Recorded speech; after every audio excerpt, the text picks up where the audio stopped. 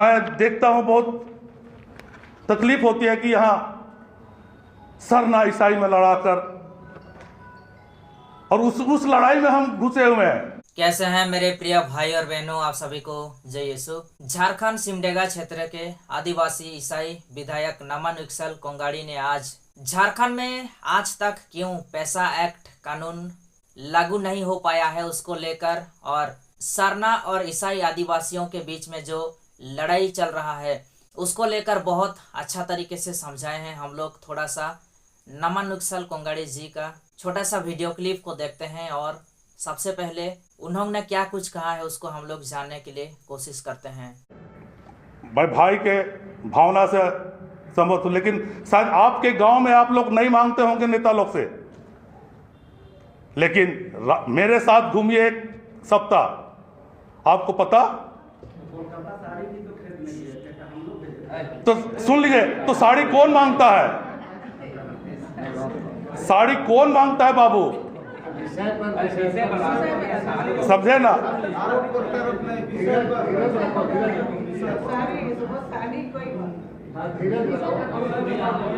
सोहर है यहाँ, हर कार्यक्रम के लिए मांगा जाता है कि नहीं? जो सच्चाई को स्वीकार करना सीखिए। मेरे साथ एक सप्ताह घूमिए, आपको असली सच पता चल जाएगा। तो पेशा नियमावली ही एकमात्र आदिवासियों का अस्तित्व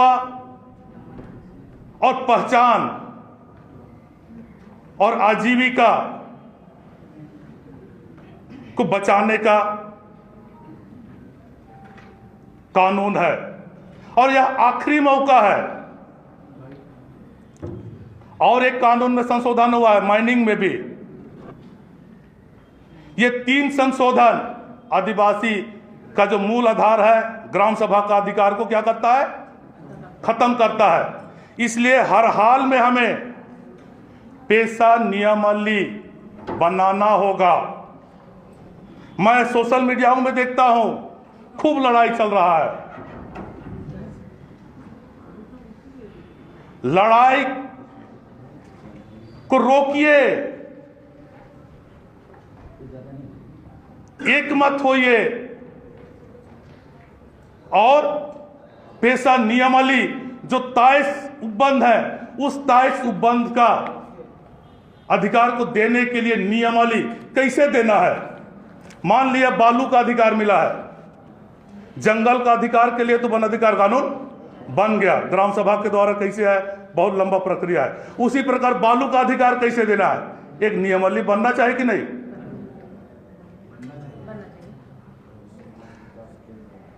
जमीन संबंधी अधिकार, विवाह संबंधी अधिकार के लिए जो कस्टमरी लॉ का उसका नियमावली बनना चाहिए कि नहीं? तो वो उस पर ध्यान दीजिए।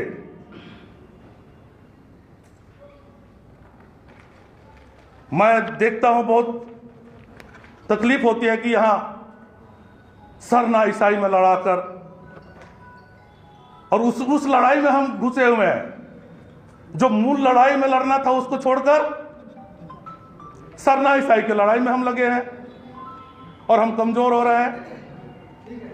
और झारखंड में तो कमजोर करने के लिए डीलिस्टिंग को लागू भी कर दिया गया था।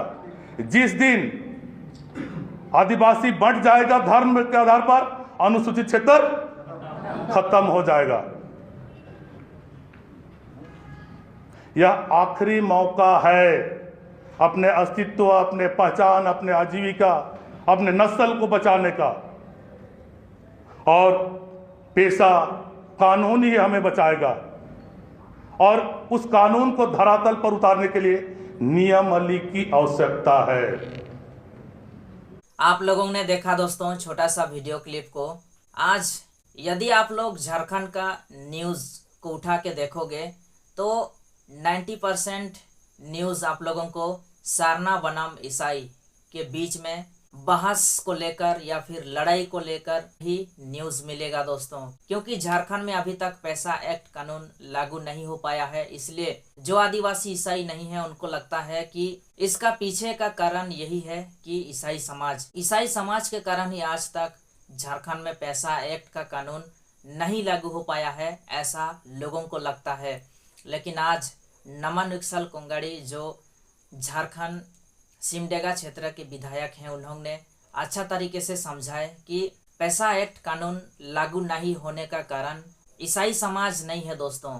लोग नहीं समझ पा रहे हैं, लोगों का मांग सिर्फ यही है कि पैसा एक्ट कानून जल्दी लागू हो, पैसा एक्ट कानून जल्द लागू हो। और जो आदिवासी ईसाई नहीं है वो यही चाहते हैं कि पैसा एक्ट कानून यदि लागू होता है तो जितने भी ईसाई आदिवासी हैं उनका जातिगत पहचान खत्म हो जाएगा, उनका डिलिस्टिंग हो जाएगा। क्योंकि पैसा एक्ट कानून को लेकर जो मांग कर रहे हैं, उनका मांग यही है कि जो लोग रूढ़ी प्रथा को मान रहे हैं उन्हीं लोगों के लिए ही सिर्फ पैसा एक्ट कानून लागू होगा, और जो लोग रूढ़ी प्रथा को छोड़ दिए हैं उनके लिए पैसा एक्ट कानून लागू नहीं होगा। और इससे नुकसान यही होगा कि जो लोग रूढ़ी प्रथा को नहीं मानते हैं उनका जातिगत पहचान खत्म हो जाएगा, डिलिस्टिंग हो जाएगा। आप सभी को अच्छी तरह से जानते हैं दोस्तों कि ऐसा होता है तो जो आदिवासी ईसाई हैं उनका जातिगत पहचान खत्म हो जाएगा और उनका डिलिस्टिंग भी हो जाएगा। और इससे फायदा जो आदिवासी ईसाई नहीं है उनको लगता है कि इससे फायदा उनको होगा और वही लोग सिर्फ आरक्षण का लाभ भी उठाएंगे।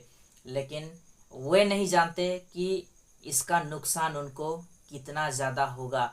जो आरक्षण के लिए आज वो लोग तरस रहे हैं वो भी उनको नहीं मिलेगा, क्योंकि जिस क्षेत्र में आज उनका आरक्षण व्यवस्था है वो भी खत्म हो जाएगा। क्योंकि यदि आदिवासी ईसाइयों का डिलिस्टिंग होता है, जातिगत पहचान खत्म होता है, तो जिस एरिया में 50% से ज़्यादा आदिवासियों का संख्या है वहाँ घट जाएगा, 40 या फिर 30 ऐसा हो जाएगा। तो उससे फायदा वो लोगों को होगा जो लोग आदिवासी नहीं हैं वहाँ पे, और आदिवासियों का आरक्षण ही नहीं मिलेगा, उनका परसेंटेज कम हो जाएगा। उसके बाद में जो लोग आदिवासी नहीं हैं उन्हीं का राज और वहाँ से चलना शुरू हो जाएगा, और इस प्रकार से आदिवासी लोगों का पहचान सब कुछ धीरे धीरे ख़त्म हो जाएगा दोस्तों।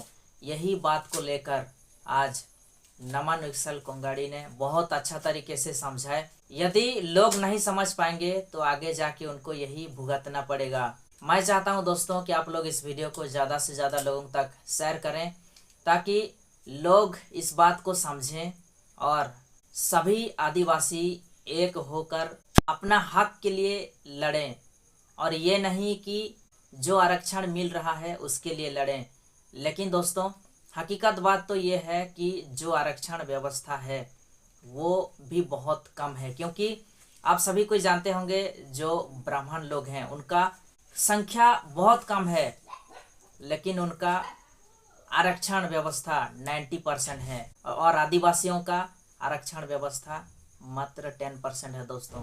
यदि लड़ना है तो आप लोग आरक्षण के लिए लड़ें कि आपको इतना कम आरक्षण कैसे मिल रहा है। मैं चाहता हूं दोस्तों आप लोग इस वीडियो को ज़्यादा से ज़्यादा लोगों तक शेयर करें, सभी आदिवासी एक होकर अपना हक के लिए लड़ें और बीच में ना बटें। मिलते हैं हम लोग नेक्स्ट वीडियो में। आप सभी को फिर से एक बार जय यीशु, धन्यवाद।